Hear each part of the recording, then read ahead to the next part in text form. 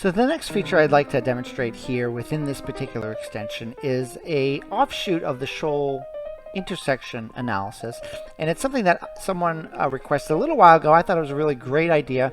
I was able to implement it, and I think it works pretty well. And that is quantifying the dendritic lengths per Sholl sphere. So basically what that means is you're going to do the same Sholl spheres, 20 micron spheres around here, but instead of quantifying the number of intersections at that small little sliver of the Sholl sphere, at the 20 micron sphere, we're going to quantify the length of all of the dendrites inside each of the spheres. So for example, for the 20 micron sphere, we're going to quantify all the dendrites between 0 and 20.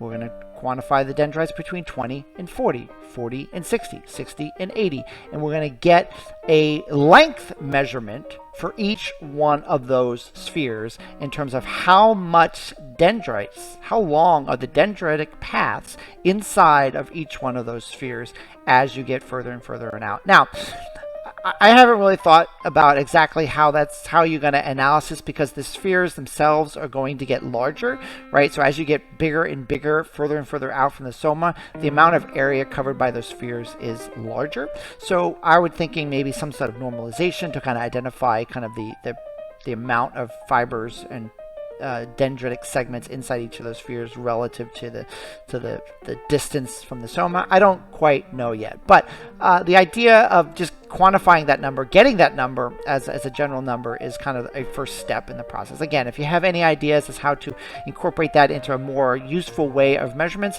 please let me know, and we can kind of start a discussion about making this a much more useful function. But we're going to go ahead and click this button, and we're going to click dendrite analysis. Again, it's also going to calculate the Sholl. It always calculates the Sholl. No matter which one of these features you do, it's always going to calculate the Sholl analysis.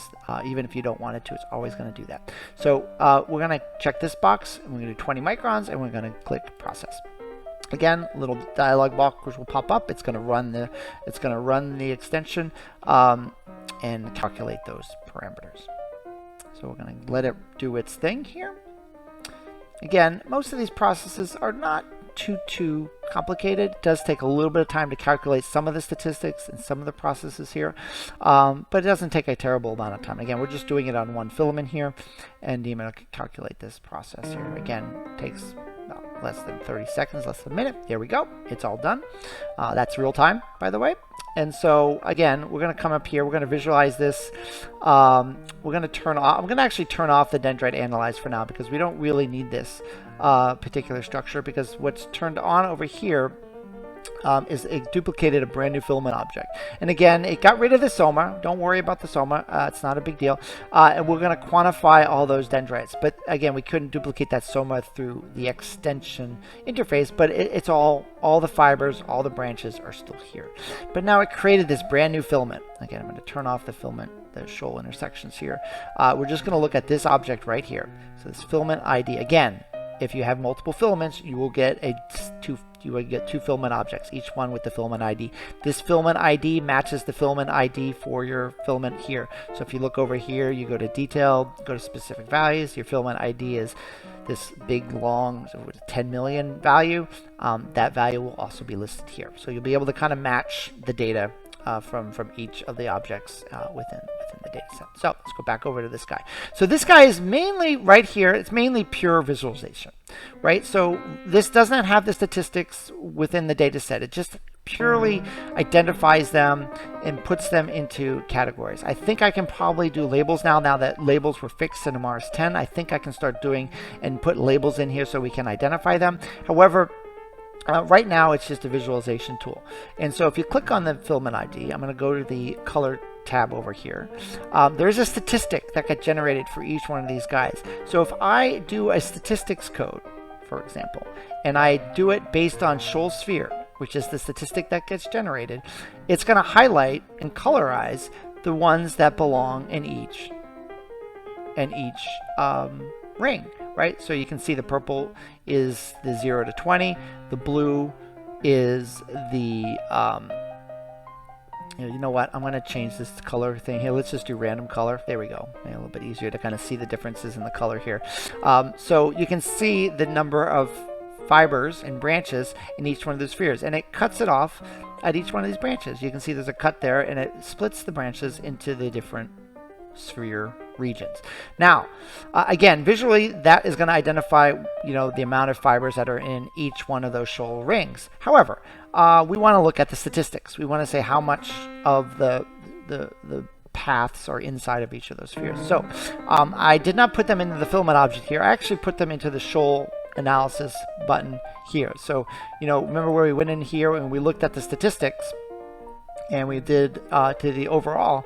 If you look at the overall statistics, there's some extra stuff in there now. So I'm going to make this a little bit bigger here. So now, not only do you have down here the shoal intersections, right? So every 20 microns, you have the shoal intersections.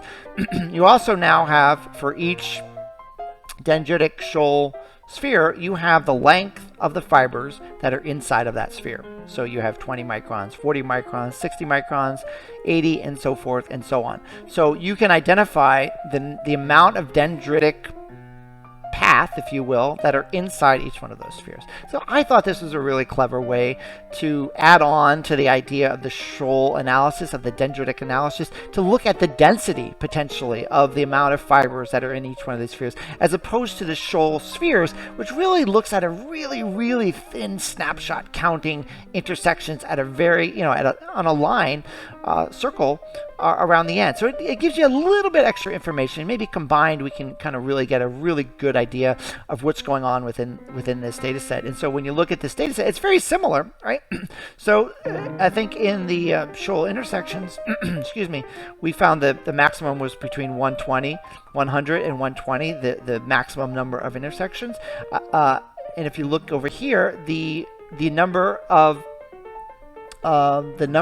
dendrites within the shoal sphere also matches about 120 being the maximum number of dendritic objects inside of one of these spheres. And so it kind of matches up a little bit within the process. So again, it's just another way of measuring kind of the shoal dendritic analysis using kind of the length of the fibers as the gauge.